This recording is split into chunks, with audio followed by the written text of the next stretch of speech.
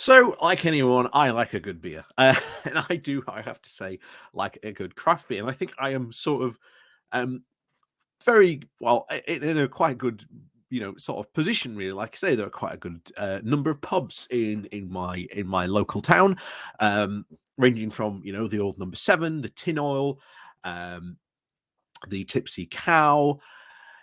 There's the Jolly Brewer. There's the Bottle Co. over in Mapplewell. There's the Maison de Brew, which is again a fantastic place to sort of the range of beers on offer there are amazing. Honestly, the feel is really like being a kid in a candy shop when you walk in. Um, but yeah, it honestly got a very good sort of selection going on where I am here, and of course there's other places. There's independent sort of places. There's the Wath Tap, and there's a couple other places around as well. But in terms of craft brewing here in the UK, it has really gone from strength to strength over the past couple of years. But unfortunately, you may have heard of the Wild Beer Co. And these were a sort of a group that really wanted to expand their offering. They were going to create almost a Disneyland, the way it seemed to be described of for potential craft brewers. You could come to this venue. It would all be here. There'd be a bar. There'd be food on offer. There'd be places they could take on a tour. They'd teach you sort of the craft of craft brewing. The idea was to be like almost a mini holiday for craft brewers.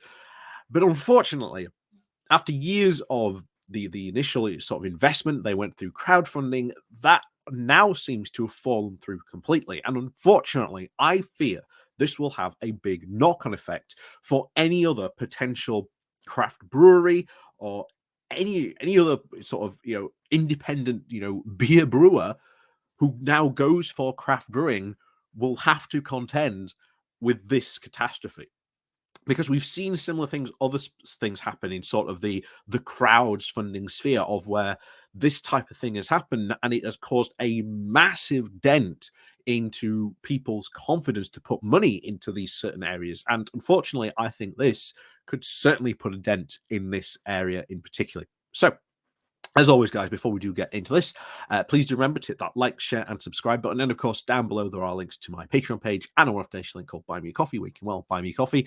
And of course, down below, there is the YouTube thank you button and, of course, the Pony Club as well. And do remember, guys, like I say, if you are a member of the Pony Club or you are part of the Patreon, today is the review of the year. So if you want to sort of see that grand review of the year, then like I say, head down below to those links, sign up to either the Patreon or, like I say, the Pony Club, and you will get access to sort of the grand review of the year 2022. And of course, you'll get access to all the other videos that we've put out specifically just for sort of members through there as well. So, as always, guys, like I say, thank you very much to all those people who do help and support the channel. And of course, on with the show. So, this comes from The Guardian, with the title of Treated Like a Chump. Wild Beer Co.'s collapse leaves a bitter taste for backers. The collapse of a pioneering craft brewery has left a bitter taste among investors who've crowdfunded almost £1.8 million. Gee, that again, like I say, it was a lot of money for this, for a state-of-the-art venue that was never built. Wild Beer Co. was based in Shepperton in Malt in Somerset and wooed over 2,000 shareholders back in 2017 with a pitch that promised a destination brewery, a restaurant, and school of fermentation on the nearby Bath and West Showground. So, like I say, as I said at the beginning, this was really pitched as sort of the Disneyland of craft beer brewing, and I think there were a lot of people very, very excited about this at the time. But 5 years after securing the £1.76 million through the equality crowdfunding platform Crowdcube, this dream has unraveled, with the company blaming its demise on the pandemic, spiraling production costs, and dwindling export sales. So there is, of course, an element of Brexit into this, because obviously, the pandemic, first of all, But spiraling production costs, well, we've seen this and covered this from other brewers, from other videos we've done. The costs for the malt, the barley is increased dramatically, and that's just not if you were importing as well. British prices have also risen on that as well, and of course, dwindling export sales. Look at the old dairy brewery that we covered not that too long ago, who went, yeah, we had all this, um, not anymore. you know, they had millions of pounds worth of an export. Then it went down to just 2,000 with just one customer coming in from Germany to pick up the beers himself. And even then, they were having to spend at least a full night trying to make sure that the export paper was all in order for him to get back through to Germany. But anyway, back on with it. So the news has been met with a mixture of heartbreak and dismay by the wild beer fans, with some saying that they felt misled into backing them. Julia Gray, who runs the Hop Hideout, a craft beer shop in Sheffield, very good, by the way, I've been there before, invested over £500. She says, part of me feels a bit stupid about it all, she said. The whole pitch was on the premise that the brewery was getting built, and I believed they'd be good with their word. I've reread it a number of times since this all happens, and every time I've still come to the same conclusion, that they have misled people on that investment, Gray added. Wild Beer Company was founded in 2012 by Andrew Cooper, a former publican, and Bren Ellis, the former chief from California.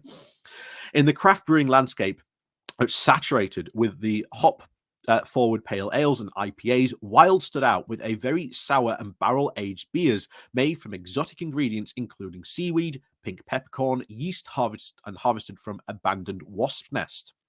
Its eccentric flair had found flavor amongst the craft beer aficionados and the mass market alike, being sold in Marks and Spencers and Waitrose. By the time Wild launched its Cloud Cube campaign, the company was exporting to 22 countries and valued itself at £25 million on a projected turnover of £4.5 million, which was forecast to hit $20 million by 2020. And appearing in the pitch video, Cooper promised this isn't an investment and vaguely labeled to grow our own business. But before adding that the firm's number one goal was to build a new brewery. The campaign smashed its 1 million target, so for all of its investors, and the average pledge was about £900.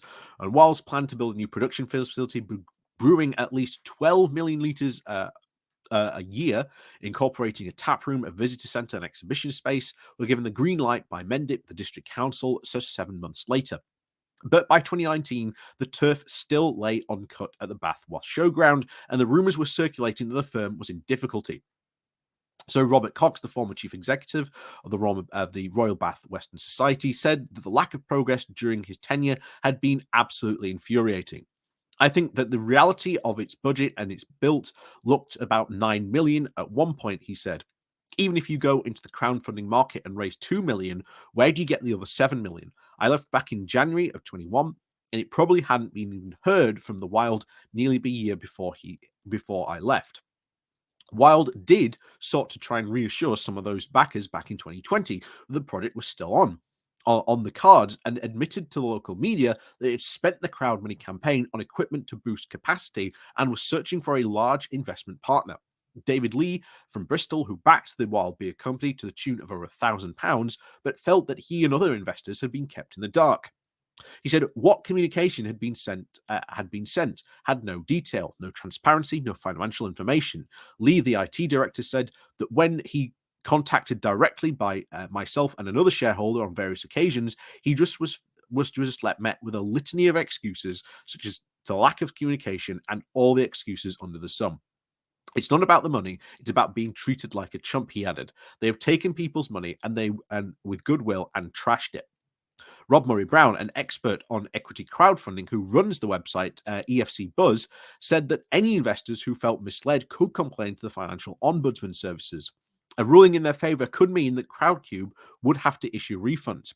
He also questioned the ethics of Bill Simmons and Crowdfund's chief operating officer remaining on Wild's board of the directors throughout the funding round. Cloudcube charges at least a 7% commission, putting its share of the money raised by WildBat to more than over £120,000. And Simmons was with the brewery almost from its inception, but resigned back in 2020. There, he had been raising over £1.7 million on a company that it actually works for. Then, all of a sudden, 3 years later, when things were obviously starting to go a bit pear-shaped, he's off, and it's a huge conflict of interest, said Murray Brown. The Financial Ombudsman Services had been examining the crowdfunding pitches when investigating the complaints and has also scrutinised the claims the businesses had made to investors. A spokesperson for the watchdog said, "We need to be satisfied that the promotion for the pitch was fair and clear and not misleading." While Beer Company said in a statement released on social media just 12 days ago that it said that it was heartbroken by the collapse and hoped that administrators could find a buyer for them. Crowdcube said that the statement that Wild's pitch had also been subject to due diligence and approved its financial promotion. The FC platform said that Crowdcube manages any potential conflict of interest, and there is also works with the company connected to an employee or director by ensuring that the person has no involvement, but is also completely segregated from the engagement and has no involvement in any decision making. So, obviously, it's a bit of a disappointment, but yeah, like I say, I wasn't investor. I wasn't an investor in this.